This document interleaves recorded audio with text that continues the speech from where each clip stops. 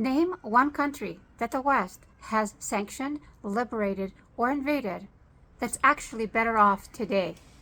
You can't? That's because every time they promise democracy and freedom, what actually follows is destruction, coups, the design, the funding, and the maintenance of terrorist groups, and complete chaos. Let's go through the receipts. For decades, Western powers have told us we are going to invade for democracy and freedom and for women's rights. But let's look at the trail that they've left behind. Country after country, war after war, and not a single one better off. In the 1950s, the democratically elected leader of Iran was ousted. He was couped, organized and backed by the CIA. Why, you may ask? Well, they wanted control of their oil, their own oil. In Guatemala, it was for bananas. In the Congo, Patrice Lumumba was assassinated by, guess who? Same people. In Chile, Salvador Allende was ousted, was couped, and Pinochet's terror started right after that.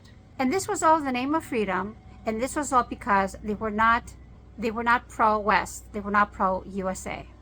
They just weren't going to go with the flow. Iraq invaded under the guise of weapons of mass destruction.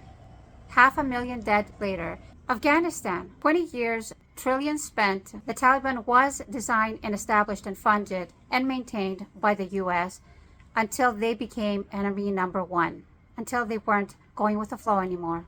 Countless lives lost, and now the Taliban is back in power.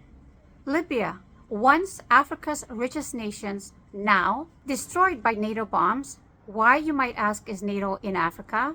And now, open slave markets. And millions displaced. The country is still unstable today.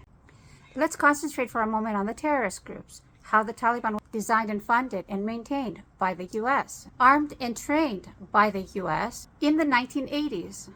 And what about Al-Qaeda? That was born out of the mess that they created with the Taliban.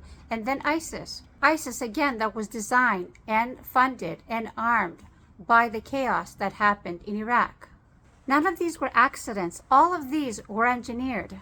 These are current events. These things haven't stopped. Iran, Venezuela, and Cuba are being sanctioned and suffocated currently. What about Gaza? The trillions of dollars being spent. Billions of dollars fuel the war that is going on in Ukraine and in Gaza. New coups in Africa are constantly happening in order to maintain the destabilization so that the Western powers can continue to siphon and steal their resources. Intervention after intervention and coups after coups, decades after decades, always wrapped in the same language, democracy and freedom. And let's not forget women's rights. But here's the question. Can you name a country that is better off today after all this intervention, after all this sanctioning, after all this cooling? Go ahead, I'll wait. The reason that I make this episode is because my channel is about history and politics and religion primarily. But people often ask, because they've been brainwashed for so long, why are these countries in the world so third world, so poor? This is the reason. Because the Western powers, having nothing else to offer except war and destruction for money and power, create these things in order to keep everybody destabilized and to keep stealing all the resources. That's all that is, money and power. That's all I have today. I'll see you guys on another episode. Assalamu alaikum.